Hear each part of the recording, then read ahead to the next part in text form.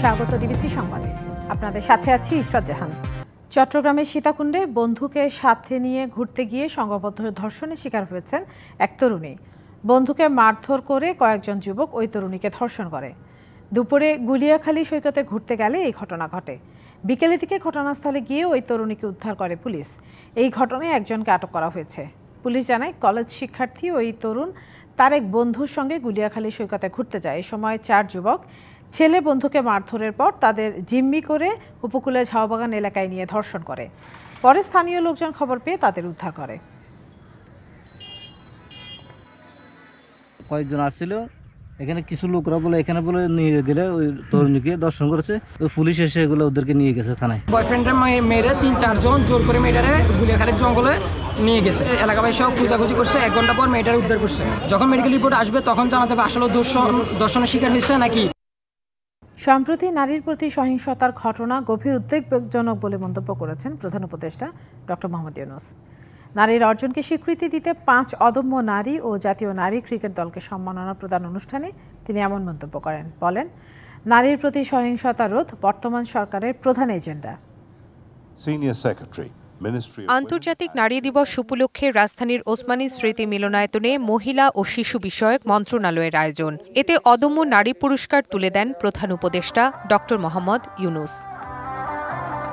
পুরস্কার পেলেন অর্থনীতিতে শরীফা সুলতানা, শিক্ষা ও চাকরিতে হালিমা বেগম, সফল জননী মেরিনা বেসরা, জীবন সংগ্রামে জয়ী লিপি বেগম, সমাজ উন্নয়নে মুহিন মোহনা, বিশেষ বিবেচনায় বাংলাদেশ নারী ক্রিকেট দল। প্রধান উপদেষ্টা তার বক্তৃতায় সাম্প্রতিক সময়ে নারীর প্রতি সহিংসতার ঘটনায় উদ্বেগ প্রকাশ করেন। বলেন, সহিংসতা রোধ করাই বর্তমান সরকারের প্রধান এজেন্ডা। নারীর প্রতি সহিংসতা রোধ সরকারের অন্যতম অগ্রাধিকার। সম্প্রতি মহিলাদের উপর যে জঘন্য হামলার খবর আসছে তা গভীরভাবে উদ্বেগজনক। এটি নতুন বাংলাদেশের যে স্বপ্ন আমরা দেখছি তার সম্পূর্ণ বিপরীত। জুলাই আগস্ট আন্দোলনে শহীদ ও আহত নারীদের কথা স্মরণ করে বলেন, গণ অভ্যুত্থানের সামনের সারিতে থাকলেও সমাজে নারীরা এখনো পিছিয়ে। জুলাই কন্যাদের নেতৃত্ব আত্মত্যাগের কথা আমরা কিছুতেই ভুলে যেতে দেব না। তাই গণ অভ্যুত্থানে অংশ নেওয়া নারীরা বিভিন্ন সময়ে আমাকে তাদের সংগ্রাম ও আশা আকাঙ্ক্ষার কথা জানিয়েছে।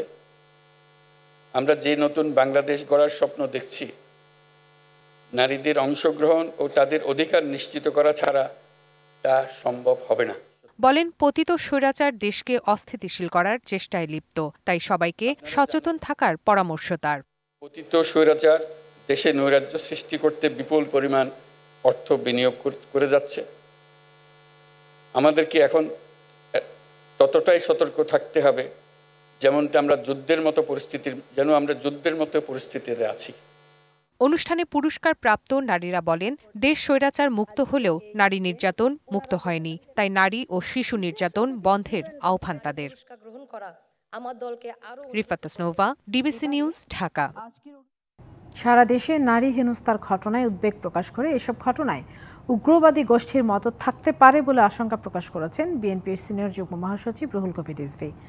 এদিকে বিএনপি স্থায়ী কমিটির সদস্য ইকবাল হাসান মাহমুদ টুকু বলেছেন, কোনো দল হুমকি ধামকি দিলে বসে থাকবে না বিএনপি। তিনি আরও বলেন, অন্তর্বর্তীকালীন সরকারের দ্রুত নির্বাচনের পথে হাঁটা উচিত। শনিবার সকালে রাজধানীর নয়াপল্টনে বিএনপির সংবাদ সম্মেলন। এতে উপস্থিত হন দলের বিভিন্ন পর্যায়ের নেতাকর্মীরা। সংবাদ সম্মেলনে রুহুল কবির রিজভী বলেন, বহির্বিশ্বে বাংলাদেশকে অতি রক্ষণশীল দেশ হিসেবে পরিচিত করার গভীর ষড়যন্ত্র চলছে। বিভিন্ন পেশার নারীদের ইভটিজিং, শ্লীলতাহানি এবং হেনস্থা করা হচ্ছে। ধর্ষণ ও নির্যাতন করে নারীদেরকে হত্যা করা হচ্ছে। এই অসভ্যতা ও সহিংসতার পেছনে কোনো উগ্র গোষ্ঠীর উস্কানি বা মদত থাকতে পারে, যারা দেশকে অস্থিতিশীল করে ফায়দা লুটার অপচেষ্টা করছে। পরে আন্তর্জাতিক নারী দিবস উপলক্ষে বাংলাদেশ জাতীয়তাবাদী মহিলা দলের উদ্যোগে বর্ণাঢ্য র্যালি অনুষ্ঠিত হয়। অংশ নেন দলের স্থায়ী কমিটির সদস্য সেলিমা রহমান। তিনি বলেন, মব জাস্টিস ও নারী নির্যাতন নিয়ন্ত্রণ না করা গেলে গণঅভ্যুত্থানের আকাঙ্ক্ষা পূরণ হবে না। সমাজের যে অস্থিতিশীলতা, সমাজে এই যে বদভ্রষ্টি, সমাজে এই যে নারী ধর্ষণ, নারী অপহরণ, এটা যদি বন্ধ করতে না পারেন তাহলে আমাদের বাংলাদেশের যে জনগণ যে স্বপ্ন নিয়ে এই বাংলাদেশকে আবার মুক্ত করেছে, সেই স্বপ্নটা আমাদের পূরণ হবে। এদিকে জাতীয় প্রেস ক্লাবে বিএনপির ভারপ্রাপ্ত চেয়ারম্যান তারেক রহমানের কারাবন্দী দিবস উপলক্ষে আলোচনা সভা অনুষ্ঠিত হয়। এতে স্থায়ী কমিটির আরেক সদস্য ইকবাল হাসান মাহমুদ চুগু বলেন, কোনো দল হুমকি ধামকি দিলে বসে থাকবে না বিএনপি। আমরা নেতাকর্মীরা আমরা মনে করি যে দল করেছে ভালো কথা, কিন্তু দল করে যদি হুমকি ধামকি দাও, এটা না হলে এটা হবে না, ওটা না হলে ওটা হবে না, তাহলে যে আমরা যে এতদিন দল করে এত বড় একটা দল তৈরি করেছি, তাহলে কি আমরা চুপ করে বসে থাকবো? ইফ অ্যান্ড বাট দিয়ে চলবে না, তারেক রহমান দেশে আসবে। অনুষ্ঠানে শহীদ প্রেসিডেন্ট জিয়াউর রহমানের দল গঠনের সাথে বর্তমান সময়ের দল গঠনের তুলনা করা ভুল বলেও মন্তব্য করেন ইকবাল হাসান মাহমুদ চুগু। জিয়ার চেয়ে বড় রিফর্মার বাংলাদেশে জন্মগ্রহণ করে নাই। সাব্বির রোজ, ডিবিসি নিউজ, ঢাকা। এখন পর্যন্ত হিজবুত তাহরীরের ৩৬ জনকে আটক করেছে পুলিশ। নিষিদ্ধ সংগঠনের কর্মসূচির বিষয়ে ডিএমপি কমিশনার বলেন, সাধারণ মুসল্লিদের কথা চিন্তা করেই সূক্ষ্মভাবে তাদের বিচ্ছিন্ন করা হয়েছে। আর নিরাপত্তা বিশ্লেষকের প্রশ্ন, হিজবুত তাহরীরকে সত্যিকার অর্থে নিষিদ্ধ করা হলে তারা রাজধানী জুড়ে কিভাবে পোস্টারিং করল? রাজধানী জুড়ে পোস্টারিং করে শুক্রবার জুমার নামাজের পর জাতীয় মসজিদ বাইতুল মোকাররমের মার্চ ফর খিলাফত কর্মসূচির ঘোষণা দেয় নিষিদ্ধ সংগঠন হিজবুত তাহরীর। তাদের কর্মসূচি ঘিরে নিষেধাজ্ঞাও দেয় ঢাকা মহানগর পুলিশ। তারপরও জুমার নামাজের পর বাইতুল মোকাররমের উত্তর গেট থেকে মিছিল বের করে সংগঠনটি। প্রায় 15 মিনিট ধরে মিছিল করার পর আইনশৃঙ্খলা বাহিনীর বাধার মুখে তাদের কর্মসূচি পণ্ড হয়ে যায়। হিজবুত তাহরীরের মিছিল মসজিদের গেটে আটকে দেয়া যেত জানিয়ে ডিএমপি কমিশনার বলেন, সাধারণ মুসল্লিদের কথা চিন্তা করেই সূক্ষ্মভাবে তাদের বিচ্ছিন্ন করা হয়েছে। গেটেই আমরা তাদেরকে ডিসকাস করতে পারতাম। গেটে প্রচুর মুসল্লি, সেখানে আমরা কোনো অ্যাকশনে গেলে মুসল্লিরা গায়ে আঘাত পেতে পারে। যখন তাদেরকে বাইফার্গেট করা হয়েছে, ঠিক পল্টন মোড়ের থেকে যখন বিজয়নগরের দিকে মোড় নিতেই গেছে, তখনই আমরা অ্যাকশনে গেছি এবং তাদেরকে ডিসপার্স করছি। নিষিদ্ধ হিজবুত তাহরীরের পক্ষে রাজনৈতিক কর্মসূচি চালানো কিভাবে সম্ভব প্রশ্ন তোলেন নিরাপত্তা বিশ্লেষক। হিজবুত তাহরীর যদি আমি সত্যিকার অর্থে নিষিদ্ধ ঘোষণা করা হয়ে থাকে, তাহলে তারা কিভাবে এত পোস্টারিং করলো সারা দেশব্যাপী, বিশেষ করে ঢাকায় প্রত্যেকটা শিক্ষা প্রতিষ্ঠানের আশেপাশে। 7 তারিখ তারা মার্চের যে ডেমনস্ট্রেশনের দিল, তার আগের দিন ডিএমপি যেন ঘুম থেকে উঠলো যে কালকে এই প্রসেশন করা চলবে না, কিন্তু সেটা হলো। এবং সেখানে যখন প্রথম দিকে তখন কিন্তু বাধা দেওয়া হলো না। আন্তর্জাতিক পরিমণ্ডলে একটি গোষ্ঠী বাংলাদেশ ধর্মীয় উগ্রবাদের দিকে চলে যাচ্ছে, এমনটা দেখাচ্ছে। এই ঘটনা একটি বড় ডকুমেন্ট হিসেবে থাকছে, তাই এটি চিন্তার বিষয় হয়ে দাঁড়িয়েছে বলে মনে করছেন নিরাপত্তা বিশ্লেষক। একটা গোষ্ঠী যারা দেখাতে চাচ্ছে যে বাংলাদেশ ক্রমেই ধর্মীয় উগ্রবাদের দিকে চলে যাচ্ছে, তাদের কাছে তো এটা একদম সাফ ডকুমেন্ট। ইকবাল অনিক, ডিবিসি নিউজ, ঢাকা। অপরাজনীতি সংস্কৃতি থেকে বেরিয়ে জাহাঙ্গীরনগর বিশ্ববিদ্যালয়ে শিক্ষার্থী বান্ধব সুস্থ ধারার রাজনীতি চান শিক্ষার্থীরা। ছাত্র সংগঠনগুলোর দাবি, ক্যাম্পাসের রাজনীতির সুষ্ঠু পরিবেশ আছে। প্রশাসনের ঘোষিত সময়েই কেন্দ্রীয় ছাত্র সংসদ ও হল সংসদ নির্বাচনের প্রত্যাশা তাদের। ছাত্রদল চায় সবার সাথে শান্তিপূর্ণ সহাবস্থান। আর ছাত্র শিবিরের দাবি, সহিংসতার রাজনীতি সংস্কারের। জুলাই আন্দোলনে আওয়ামী লীগ সরকারের পতনের পর ছাত্রলীগ মুক্ত জাহাঙ্গীরনগর বিশ্ববিদ্যালয়ে কার্যক্রম চালিয়ে যাচ্ছে অন্যান্য ছাত্র সংগঠন। শুরুতে তাদের সক্রিয়তা নিয়ে প্রশ্ন থাকলেও এখন সুস্থ ধারার রাজনীতি চর্চার পরিবেশের আশা দেখছেন সাধারণ শিক্ষার্থীরা।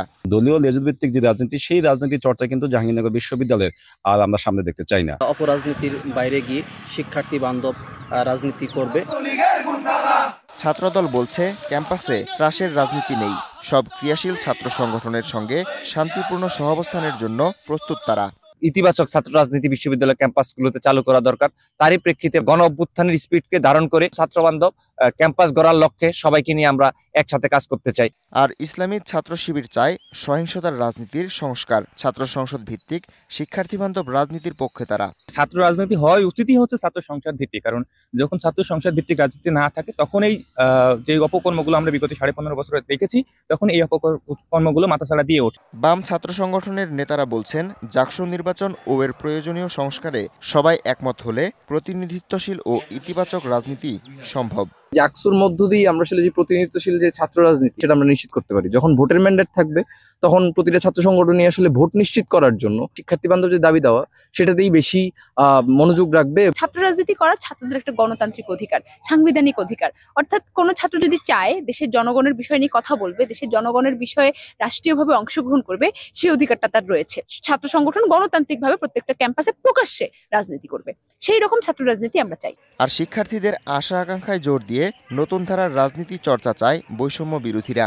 পূর্বের যে ছাত্র রাজনীতির যে সংস্কৃতি ছিল সেই সংস্কৃতিতে আমরা ফিরে যেতে চাই না। আমরা চাই নতুন ধারার রাজনীতি করতে। আমরা চাই যে ডানপন্থীও না বামপন্থীও না, আমরা একটা মধ্যমপন্থ ধারায় রাজনীতি করতে চাই। চলতি বছরের মে মাসের শেষ সপ্তাহে জাকসু নির্বাচন, এমনটা ধরে এগুচ্ছে বিশ্ববিদ্যালয় প্রশাসন। সুষ্ঠু পরিবেশ বজায় রাখতে শৃঙ্খলা মেনে চলার আহ্বান উপাচার্যের। নির্দিষ্ট সময়ে এই নির্বাচনটি করলে শিক্ষার্থীদের স্বার্থ বিষয়ে কথা বলবার জন্য সিনেটে তাদের প্রতিনিধি যেতে পারবে, যেটা হচ্ছে সবচেয়ে গুরুত্বপূর্ণ বিষয়। এবং ভবিষ্যৎ নেতৃত্ব তৈরি করবার ক্ষেত্রে এটা একটি সুস্থ ধারা হিসাবে আমি মনে করি চর্চার মধ্যে থাকা উচিত। টেন্ডারবাজি, চাঁদাবাজি, সিট বাণিজ্য, আধিপত্য বিস্তার ও সহিংসতা থেকে বেরিয়ে ছাত্র রাজনীতি হবে গণতান্ত্রিক পরিবেশে শিক্ষার্থীদের কল্যাণে, এমনটাই প্রত্যাশা সবার। DBC news desk. মবের নামে কেউ আইন হাতে তুলে নিলে কঠোর ব্যবস্থার হুঁশিয়ারি দিয়েছেন ডিএমপি কমিশনার। তিনি বলেন, কারো বাসা বাড়িতে অভিযানের বৈধতা নেই সাধারণ জনতার। শনিবার ডিএমপির মিডিয়া সেন্টারে আয়োজিত ব্রিফিংয়ে ডিএমপি কমিশনার জানান, রাজধানী বনশ্রীতে স্বর্ণ ব্যবসায়ীকে গুলি করে স্বর্ণ ডাকাতির চাঞ্চল্যকর ঘটনায় 6 জনকে গ্রেপ্তার করেছে ডিবি পুলিশ। লুণ্ঠিত স্বর্ণালংকার ও অবৈধ অস্ত্র উদ্ধার করা হয়েছে। ঈদে বাড়ি যাওয়ার সময় নগরবাসীকে নিরাপত্তা ব্যবস্থা নিজ দায়িত্বে করে যাওয়ার অনুরোধ করেন ডিএমপি কমিশনার। আইন হাতে তুলে নেবেন না। আপনার কাছে এরকম কোনো সংবাদ থাকলে আপনি ল ইনফোর্সিং এজেন্সির সাহায্য নেন।